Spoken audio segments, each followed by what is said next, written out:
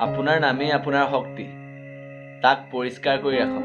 নমস্কাৰ, মই Rituraj Hazarika and welcome to episode 26 of 48 Laws of Power। জীৱনত বহু সময়ত কনফ্লিক্ট, মিছআণ্ডাৰষ্টেণ্ডিং, ড্ৰামা এইবিলাক আহে।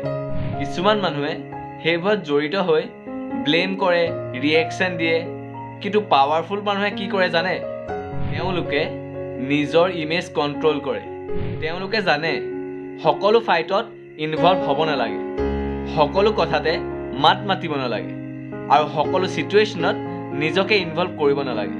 Because once your name gets involved in negativity, মানুহে সেই একেটা লেভেলতে ৰাখে আপোনাক। যেতিয়া আপুনি আননেচেচেৰী ড্ৰামাৰ পৰা আঁতৰি থাকে, মানুহে আপোনাক অলপ বেলেগ বুলি ভাবে আৰু এবাৰ যদি ৰেপুটেশ্যন নষ্ট হয়, তাক গঢ়িবলৈ বহুত সময় লাগে। সেইবাবে নিজৰ হাত পৰিষ্কাৰ কৰি ৰাখক, কাৰণ আপোনাৰ নামেই আপোনাৰ শক্তি। ধন্যবাদ।